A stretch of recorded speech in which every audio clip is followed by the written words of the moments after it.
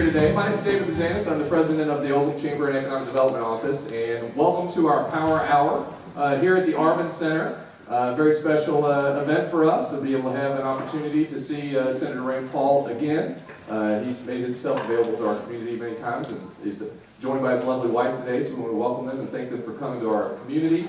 I want to thank you guys for your engagement in our chamber. For those of you that are new members here, our Power Hour is one of our favorite events.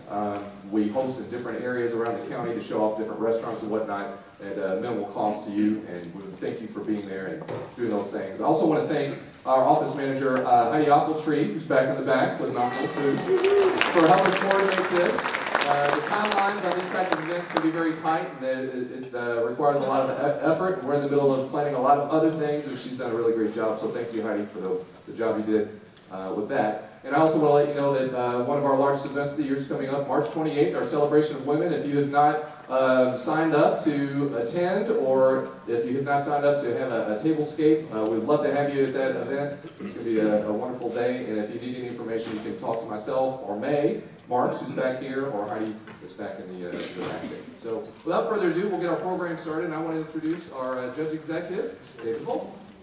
I think when all of us were growing up, we read The Tale of Two Cities. You remember the first line, it was the best of times, it was the worst of times. That's almost how I feel about certain things in our country right now. A lot of things are going great. A lot of people have jobs. The economy is going well. Korea has stopped firing missiles. Regulations on business have been reduced drastically. But we also have a lot of other problems that we hear about when we read about when we pick up the newspaper or read on television. And I know Senator Paul will address a lot of those things today. Something I mentioned to him just a minute ago that I'm concerned about, and all of us should be, and I think we all are, is illegal drug infiltration into our country. In the paper Courier in the Oldham Era 2 weeks ago, a story about a man who lived in Oldham County, who's operating the largest drug dealership, if you want to call it that, in this area. He and some others ordered the assassination of some other individual. It's hard to believe that the person lives in Oldham County that's actually engaged in this type of activity. That person's in our Oldham County jail right now. I think we need protection from this type of behavior and people who have these attitudes, and I know the senator and others are working on that. We're happy to have Senator Paul here today. He's been in office since 2011. We've all seen him on TV a lot. You know, sometimes you see those commercials or something that says, or you go in the store that has a box that says, as seen on TV, you know, well, we have the real thing here today, Senator Rand Paul. We've seen him on TV. Please come on up and welcome our great senator.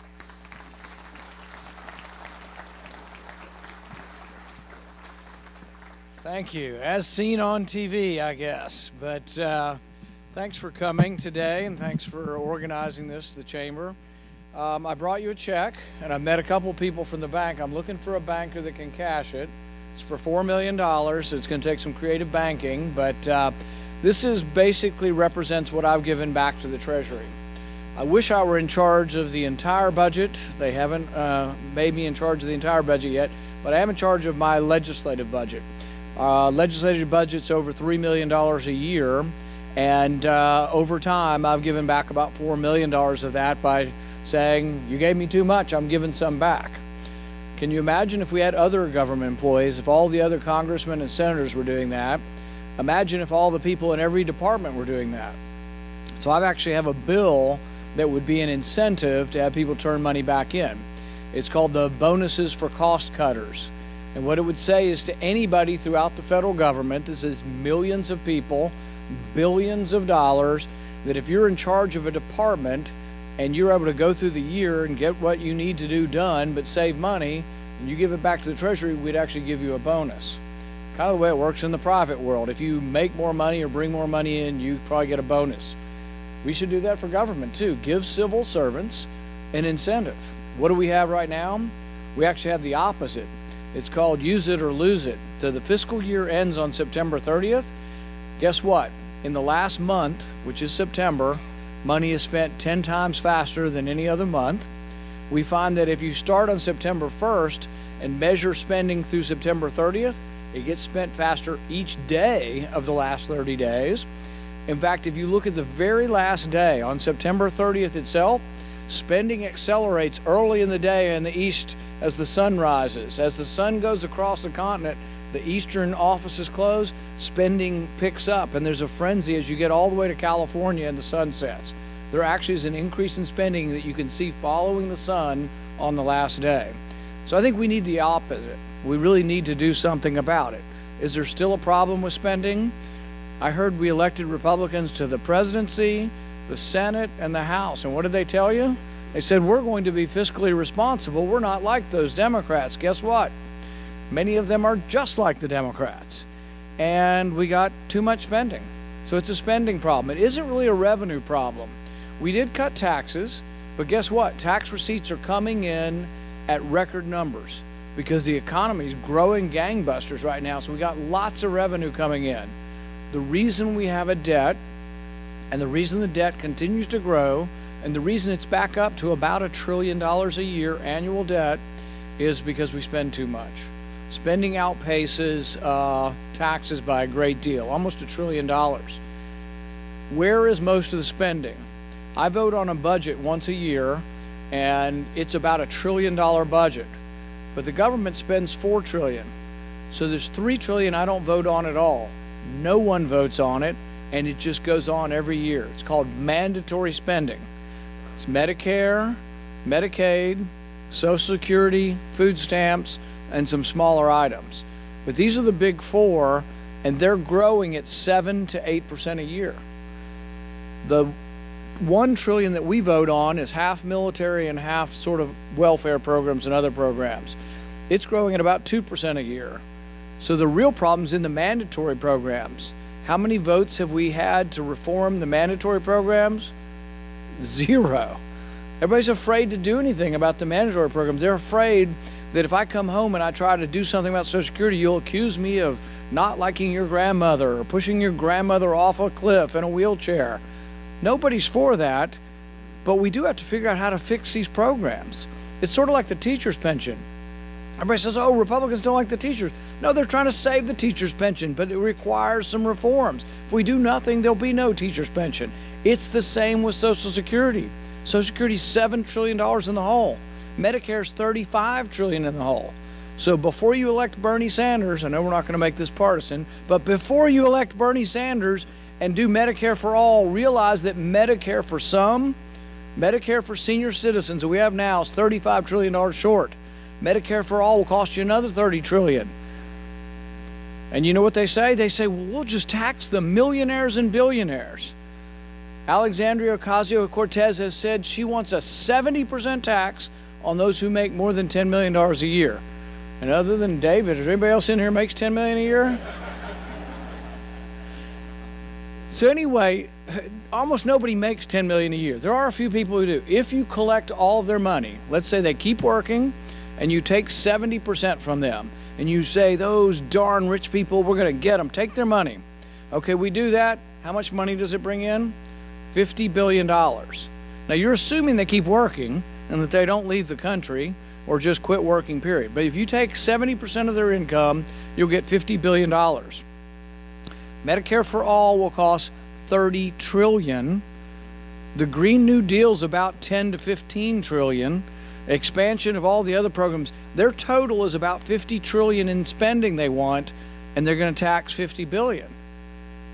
There's a math problem here. And what do they say? They say, well, we are the new socialists. We want to bring socialism. And we say, my God, don't you remember Stalin? Don't you remember Hitler was a socialist? Don't you remember Venezuela? Don't you remember Cuba? Don't you remember all the terrible evils of socialism? They say, that's not the socialism we want. We want Scandinavian socialism. We want Denmark and Sweden. First problem, Denmark and Sweden are not socialists. They got a private stock exchange, they have a private marketplace, and they have private property. What do they have, though? They have a big welfare state. So they have more government than we have. But guess what they have in Sweden and Denmark? If you want the Green New Deal and you want Medicare for all, you have to do what they do in Denmark and Sweden. Do you know what they do? They tax the heck out of everybody, particularly the middle class. There aren't enough, I'll bet you there aren't a handful of people in here who make $10 million a year. All right, maybe there's nobody in here that makes $10 million a year. But I'll bet you a few of you make $60,000 a year. $60,000 and up, if you live in Denmark, you pay a 60% income tax. In addition, you pay a 25% sales tax. So this is the lie. You can have a big welfare state. You can have Medicare for all. You can have all this stuff if you want it, but don't fool yourself. It's just going to come from the rich people. It's going to come from all of you. In Denmark, everybody pays taxes. If you want a car in Denmark, 200% tax on the car. So if you want a $30,000 car, just to get it, you got to pay $60,000 to the government to get a $30,000 car. Look it up. I mean, nothing is for free. The whole point of this is there is nothing, there's no free lunch. Except for mine. I don't think I had to pay for lunch today. But I'm sure I paid somehow for lunch today. But anyway, think about what we want. And then I guess what it brings me back to is thinking about what is the job you want from your legislators. And often people say, you know, there's some angry people out there, and sometimes they yell at you in the airport and they're yelling, do your job, do your job. And I'm like, I'm trying. I show up every day. It's like, it really is how we define what our job is. So we have to decide. If my job is to bring you something, a check, I'm trying to bring you back some of your own money. But if you say, well, we want $10 million for Oldham County, it's like, okay, where do I get it? I got to take it from somebody. We're $1 trillion short from stuff that I think most people want to continue Medicare and Social Security and want them to be there when they retire. So if we try to preserve those, where do I get the money to bring to you? Where's it coming from? We're $1 trillion short. Now, I do say that we could find some money. We're a rich country, and you pay $3 trillion in taxes. We are a rich country. Could some of that come back to Oldham County? Yes. But then we have to make choices. So when people visit me in Washington and say, whatever county or whatever district, we want this or we want roads, I say, I'm all for you and I will try to help. But you have to help me convince the rest of these people up here that we should spend it here at home and maybe not in Afghanistan. We spend over $50 billion a year in Afghanistan. We have spent trillions of dollars. And look, I was for going there. When they attacked us, no one should be allowed to attack us. We should have punished, killed, and or captured the people who attacked us. We did. I've been asking for years. Every time the State Department comes to me, I say, who's left? Tell me their name, and I'll vote to authorize you to kill them or capture them if they had something to do with killing our people on 9/11. There's nobody left. There hasn't been anybody left since we caught bin Laden 8 years ago. We are building their roads for them. We're building their bridges for them. We built a $90 million hotel in Kabul. $90 million. You paid for it, a luxury hotel. Why are we building hotels in Afghanistan? And it's worse. The guy that got the $90 million, he was a cheat and a scumbag. He ran off with the money. It's half built. It's a shell of a building. It sits across from our embassy. It's now a danger to our soldiers. The Taliban crawl up in this half-built hotel and they can shoot down at our embassy. So not only did somebody rip us off of $90 million, they built something that's a danger. So I need some money today. I need $200,000 to tear it down. So I'm going to be passing the plate here in a minute.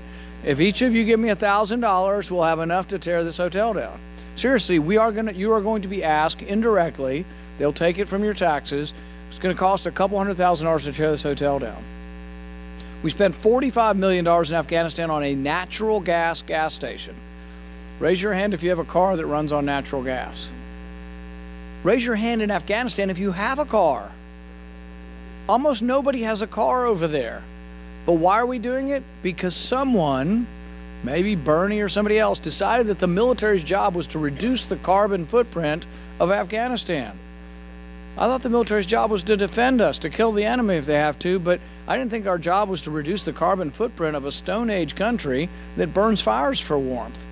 So we built them a natural gas station, but lo and behold, they didn't have any cars that ran on natural gas. So we bought them 24 vehicles that run on natural gas, but they didn't have any money. So then we gave them a credit card, and my staff wanted to see it. 2 of my staff went to Afghanistan to look at the waste that was over there from your money.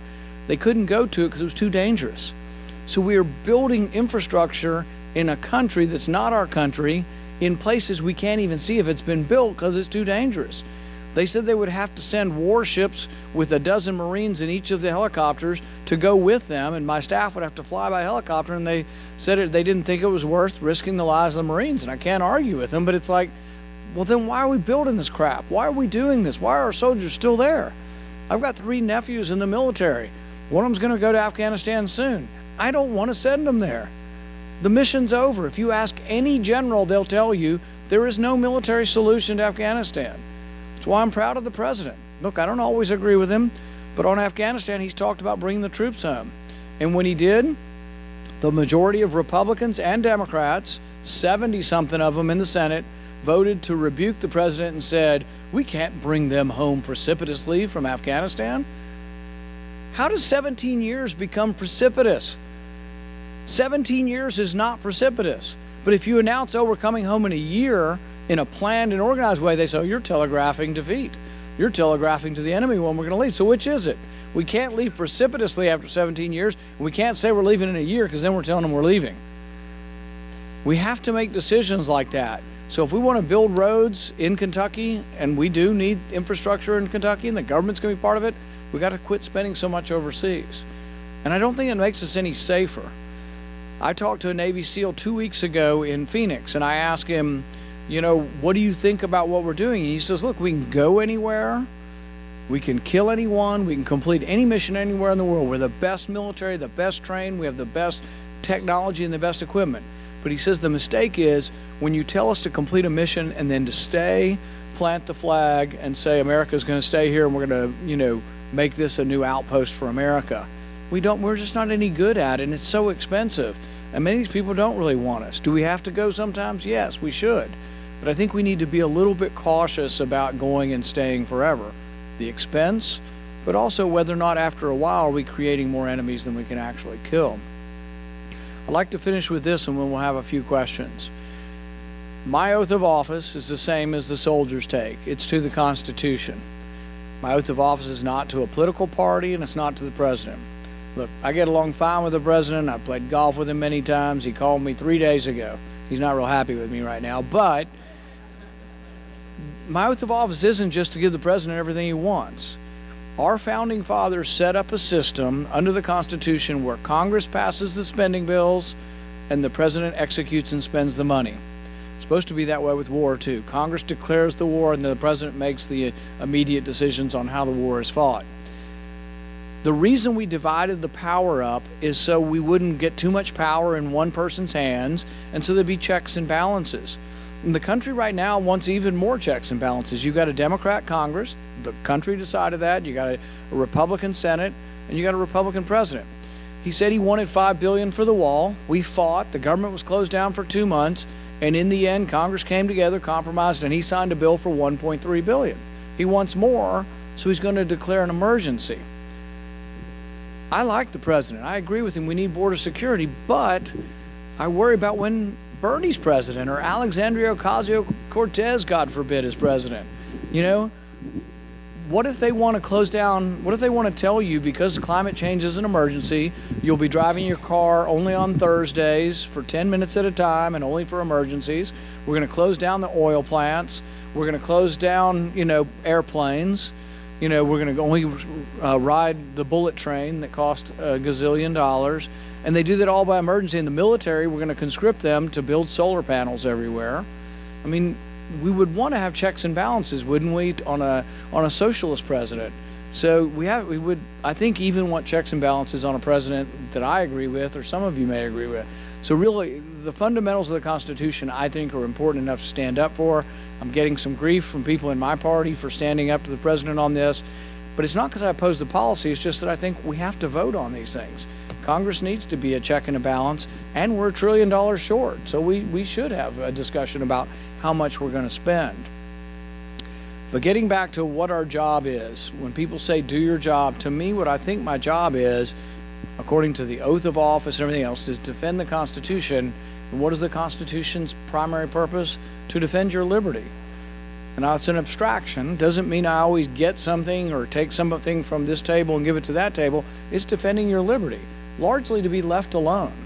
Most of what's thriving in our country and most of the prosperity and the jobs and the wealth of Kentucky and our nation and Oldham County is from people selling stuff that other people want. And you can't commit fraud, you can't steal from your neighbor. And the government, we have police and we have roads and we have this order and structure, but really in the government creating these things, the government sort of stay out of the way to leave you largely free. It's about preserving your liberty. And so I take that very seriously. That's the cause. That's what we're supposed to be doing, preserving your liberty. And in that cause, I will continue to fight as long as you have me or until I get too tired to do it. Thank you very much.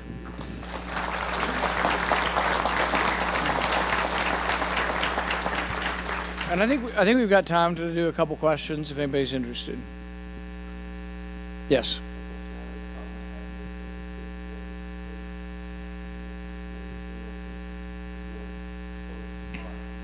Right.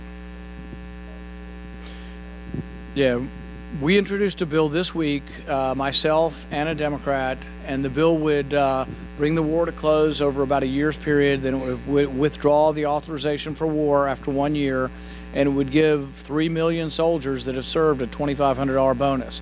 Because I think we should appreciate these soldiers. Some of them gone 7, 8 times. Unfortunately, when you see one of our soldiers die, sometimes it's a 42-year-old soldier with 4 kids at home. So, I mean, we really have a professional, great working armed force, but I think they deserve to get a bonus. It'd be a one-time bonus. Even with that bonus, we'd still save over $40 billion the first year, and then the next year would be only a one-time bonus. We'd be done.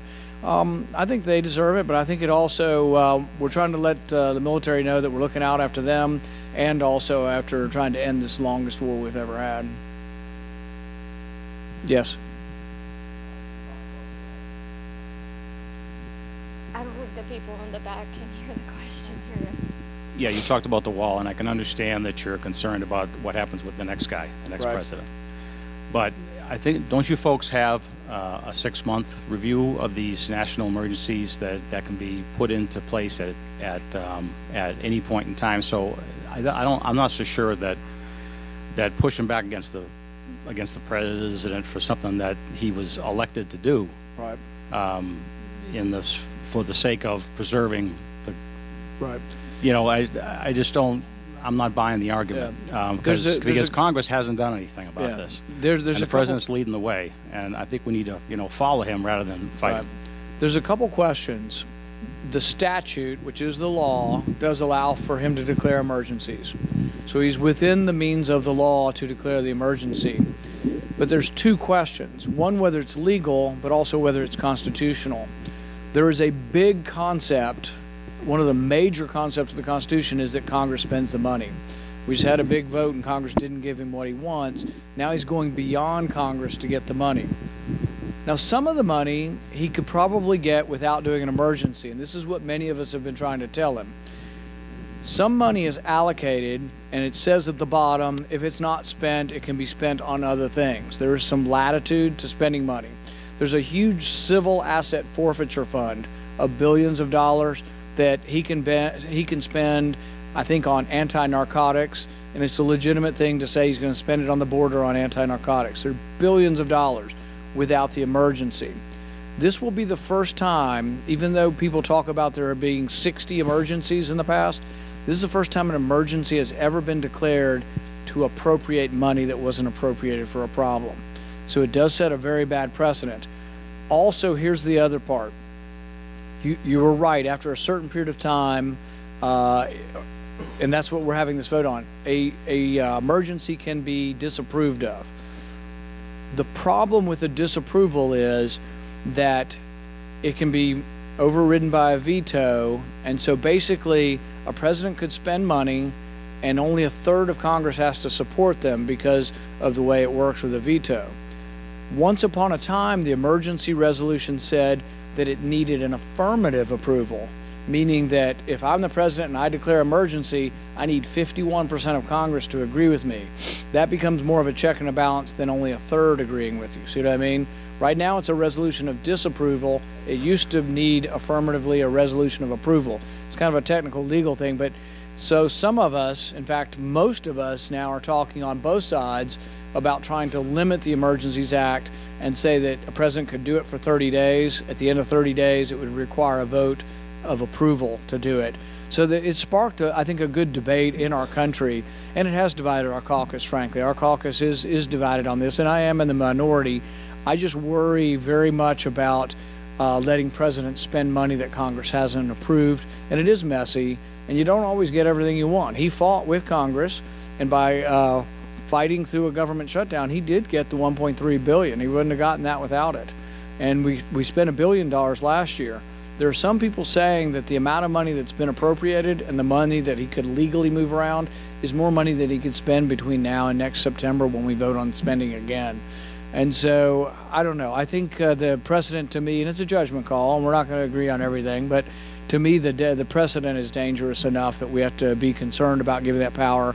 And I am worried about the next guy more than the current, or woman, whoever. I'm worried about the next person, equally so. Maybe one or two more? Yes.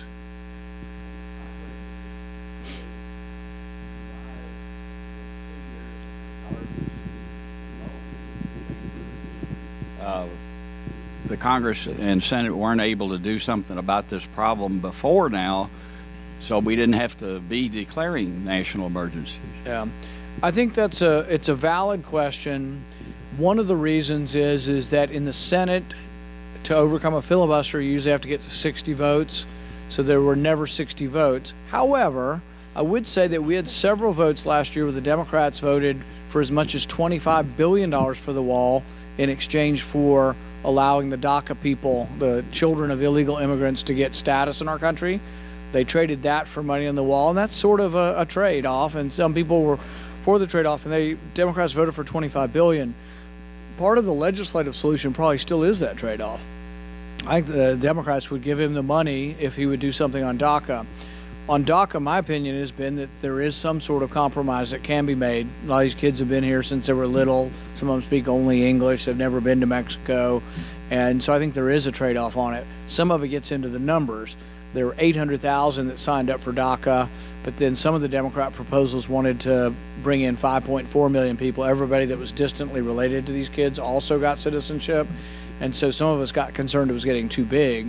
And so I'd vote for a small amount on the DACA probably, and I'd vote for a reasonable amount on the wall. I think, frankly, 25 to 40 billion on the wall is too much. I remain, even though I'm for border security, I remain fiscally conservative even when it's something that I'm for. So, back here, go ahead.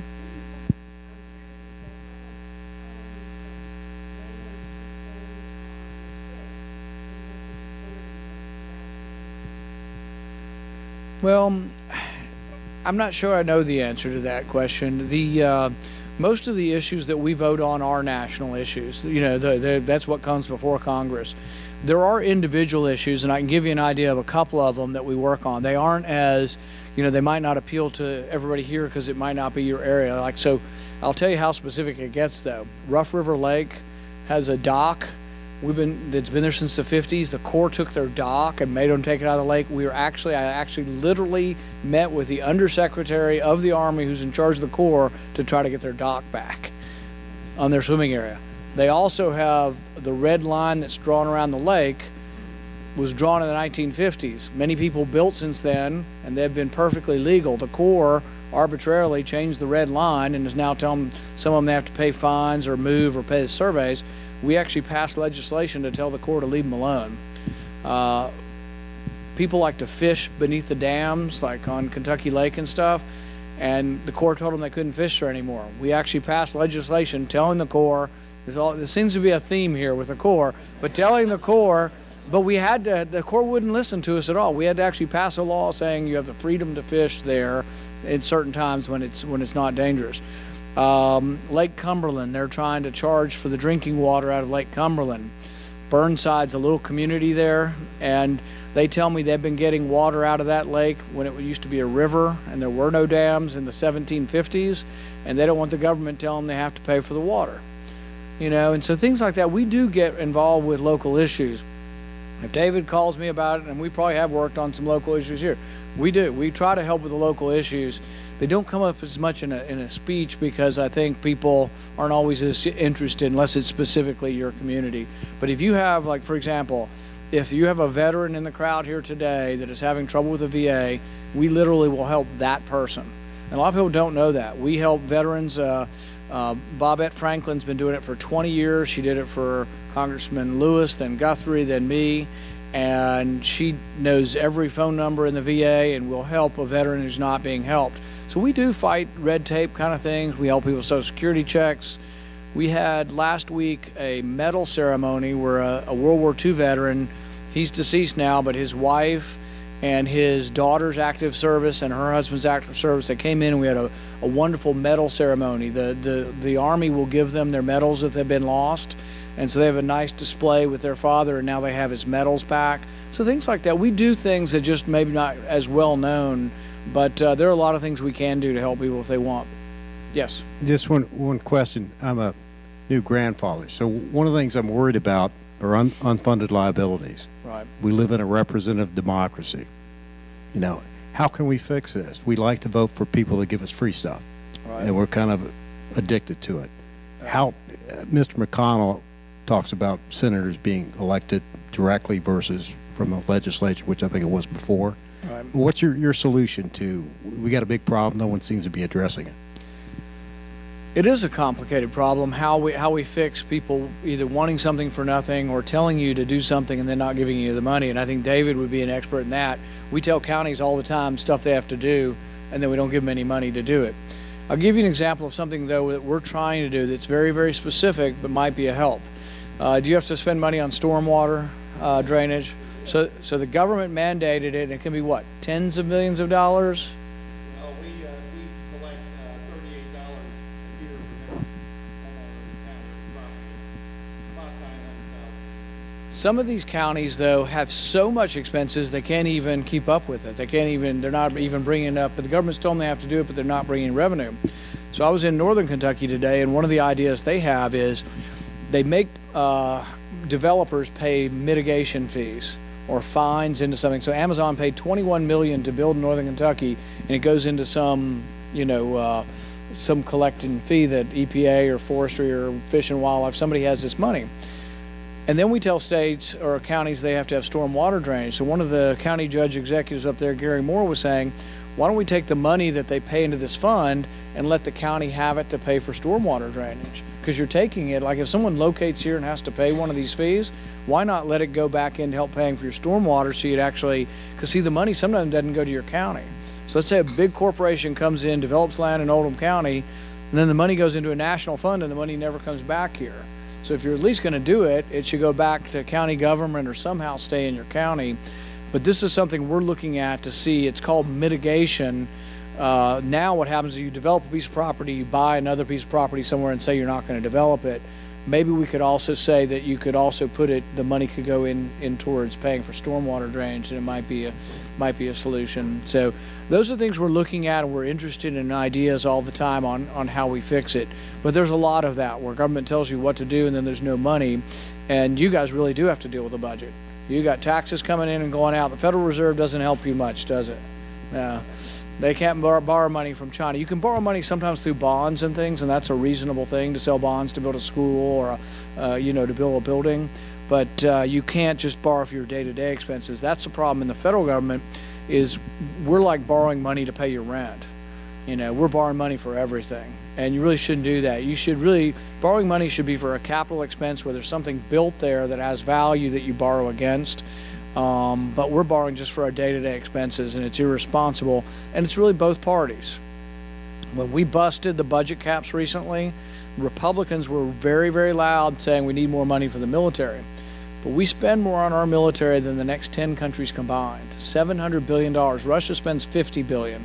We spend $700 billion. France spends about $50 billion. Germany about $50 billion. We spend more than all the NATO allies. And so Republicans said, no, we got to have more. My argument has been this. I think national defense is the most important thing your federal government does. You can't have Oldham County defend you. You got to have a national defense. But at the same time, the question is the budget too small or is our mission too big? I think the mission's too big, and if we had a reasonable mission defending our country, having the technology and missiles and everything prepared if we were have to defend our country, but not being, right now we're in 54 of 55 African countries. We have 1,000 troops in Somalia. I didn't vote for that. I have no idea who the good or bad people in Somalia are, and I suspect there may be bad people on both sides, or all 5 different sides of the civil war there. And I can't see sending any one of your kids to Somalia. I have no idea what they're fighting about, and it's tribal warfare. And the moment you turn your back, even Afghanistan, the most common killing is from the Afghan army. The Taliban or other people infiltrate the army, you turn around, and a guy you just trained shoots you in the back. I mean, why are we staying for that? They need to sort it out. And if there's a problem, we go back in, but we stay, and people say we can't leave because ISIS might come back. We took 99% of their land. Sure, there are crazy people over there. There are going to be people wanting to strap on suicide vests till the end of time, and yet, are we going to stay till they're all gone? So we have to think these things through, but we have to remember there's a finite amount of money and there are repercussions to, a $22 trillion debt. On a good note, I don't want to leave you on a bad note. On a good note, economy's doing great. The tax cuts have really helped. We have a conservative Supreme Court. We got a lot of good things going on. We live in the richest, freest nation ever in the history of mankind. We can still do great things. Hang in there. See ya.